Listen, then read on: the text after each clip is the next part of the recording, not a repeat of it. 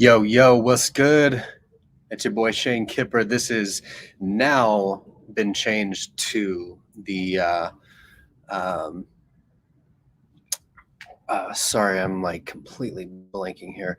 The Campaigns for Coaches Facebook group. Okay, so in this group we talk about ads, funnels, follow-up, campaigns, writing campaigns for bringing in high ticket clients, how to set up systems and automation so that you can get the most out of your marketing and make sure that you have the best chances for every dollar that you put in. Okay, so today we're going to be talking about the three common marketing pitfalls that I see most people making in the marketplace, right? High ticket coaching can be one of the hardest things to market because of the dollar amount, right? When you have a higher price point, there is a lot more that goes into the marketing process of getting someone to become a customer, right? Instead of just a simple sales page with a video sales letter they could send to buy. It's this process of following up and creating a message that gets people engaged in that process and really developing that brand recognition and that trust factor, right? So there's a couple things that you want to consider when doing your marketing, right? Or with the current marketing that you're doing, and some things to analyze in that system to know whether or not you're on the right track. Okay. So number one is going to be the curse of knowledge.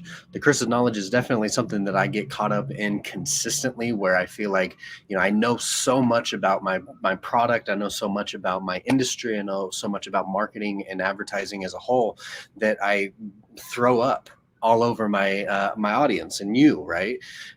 I'm constantly using this jargon that inevitably confuses people and loses people in the weeds, right? Well, the reality of it is people need to be talked to or communicated with at like a third grade level. I don't remember who actually said it. It might have been in a book or something somewhere, but um, even in like Trump's campaign, what politics aside, that was one of the reasons he won, was because he was able to communicate at a third grade level, and that's what they actually said in this article or whatever I read.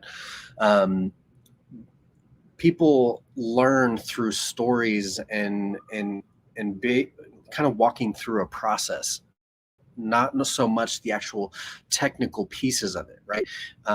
For example, in fitness or health in general, if you're talking about ketones and different types of the names of the supplements that you could take or complex words for workouts, you're going to lose people because typically that audience isn't already accustomed to what you're saying, right? If they did, they probably wouldn't be coming to you anyway, unless that was the target market you were after, right? And that's really where it comes into play, is really knowing that target market and understanding the language that they speak, understanding where they currently are in their evolution of education in that space, so that you can speak to the places or areas that they don't know. But again, creating it in a way that is at a third grade level, something that's very easy to understand and acknowledge and be perceptive to, right?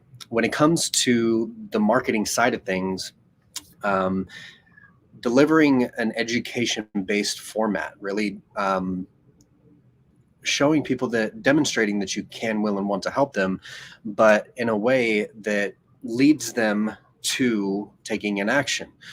We're in the world of direct response, and so what that means is we're trying to elicit a direct response, whether that's to click the learn more button on your ad, or go to a link in your video, or to buy or opt in or anything like that. Those are direct responses. We're eliciting a direct response. So we need to have a system that we can implement to create that content, but also keep it at a third grade level that's easy to understand and retain, and then give that call to action, right? Okay. Number two is going to be really lack of a system or a lack of a process. Um, Especially when it comes to online or high ticket coaching, the lack of a process is going to be the one of the hardest elements to get over, because you're constantly having to do the work yourself, manually doing it. Plus, the ability of that process gives you enough data to actually make objective decisions about what needs to be changed in order to optimize. If you don't have that data, if you don't have that process that's giving you that data, there's no way for you to acknowledge what is and isn't working, right? There's plenty of softwares and things out there that will give you that guidance by being able to say, this information, or based on this data at a 10% conversion, we know we need to make some changes here. And when it comes to those changes and those optimizations, we want to be sure that we're testing one thing at a time. We're not testing a whole page at a time. We're not testing multiple things because we want to know exactly what is and isn't working, right? If we change a headline and we see a different conversion, then we know that it was the headline that was the improvement, as opposed to having many things that we change. We can't really pinpoint what it is that actually made the difference. Okay. But having a system, right? When it comes to a system, it's number one, we want to look at on a scale from basically 1 to 100, right? And that path that people take from 1 to 100, the first 80 steps on that path are going to be marketing. So that process of marketing is educating and helping people understand that we are credible. We have the authority, that we're, someone to be trusted with their time and with their money and with their resources. So in that marketing strategy, we are, number one, showing how we're different in the marketplace, but two, how we can actually help the prospects solve the problem that they're having in this moment, right? We want to keep focused on what's happening now in their lives, not what we think is happening. And that's where the prospect analysis comes in, where we really dive into the marketplace and analyze who's in there, how do they talk, what are the struggles that they are having, and how can we position ourselves to show that we are the answer to that problem. And it can be very hard in a world where, everybody's becoming a coach, everybody's becoming an entrepreneur online, especially, and they come along and knock off what's already being created. And, that's definitely a strategy that works. I've had it work many, many times. But the problem with it is you end up becoming more of the noise and can never really differentiate yourself from what else is out there in the marketplace, because you're saying the same thing, right? So even the system of the message, there's even a system in the message, right? Having a delivery mechanism of how you're going to present that message. That there's a system for the content you create. There's a system for the actual development of the message. There's a system for the sales process. There's a system for this follow-up, right? But systematizing everything, creating a process out of each component of your marketing so that you can analyze each piece and component or part that makes up that campaign, so you can optimize it. Okay. And then again, number three is no strategic follow-up, right? And as entrepreneurs, we tend to fail forward, right? And that's what makes us so indestructible, is our ability to continue and persist in the face of adversity and fear and failure, right? We just put it out there, see what works, and then make adjustments.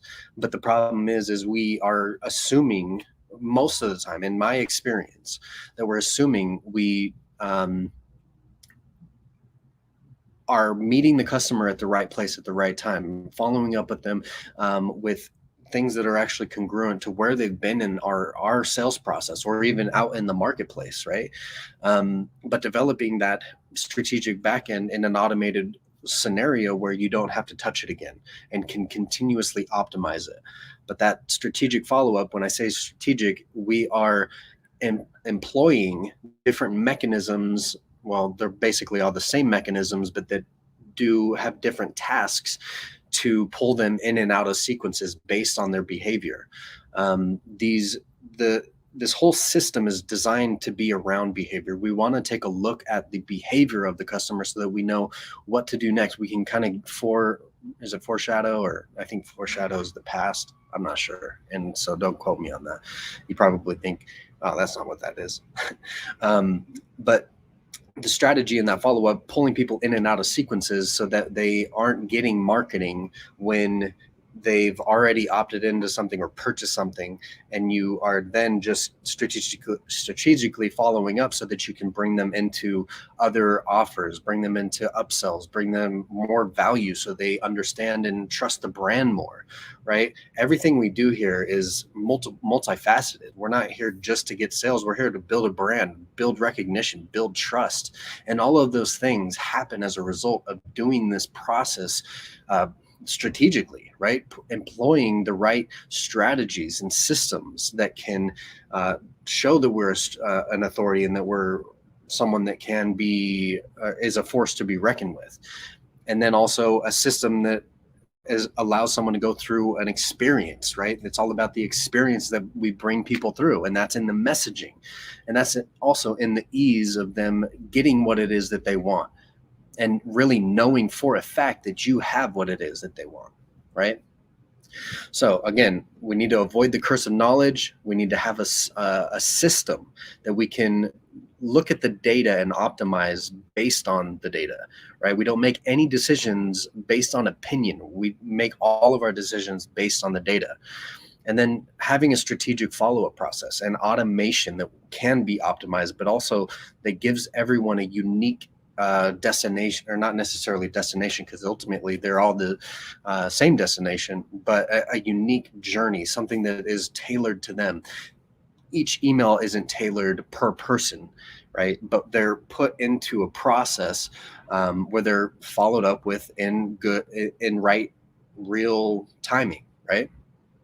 So that's it for today. At prestigemediamarketing.com, there is a brief description of what behavioral mechanics is. That's basically the way that I'm able to get my clients more bookings, more high-end bookings, and people that actually acknowledge cost, that want to invest in themselves, are eager to put in the work, right? All of those things can be determined upfront based on behavior. And based on the behavior, we can develop the mechanics that create the system that allow us to automate our businesses completely and just focus on our genius of what it is that we do, right? I'm a marketing coach. Whatever kind of coach you are, you focusing on that genius while the system is producing the result and optimizing on the back end. Okay, that's prestigemediamarketing.com. You'll have an opportunity to schedule a call with me to see how behavioral mechanics can work in your business, as well as picking your industry so that I have a better understanding of what your business is. And if you like this video, make sure to smash up that like button and subscribe. Every Friday at 5 p.m. Mountain Standard Time, I go live to talk about the coaching campaigns. So how to book more high-end clients into your booking schedule so you can close them on the phone, right?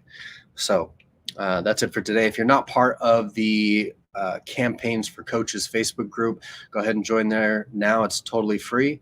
And next week at 5 p.m. Mountain Standard Time, I'm going live again. So I will just see you there. Have a good day.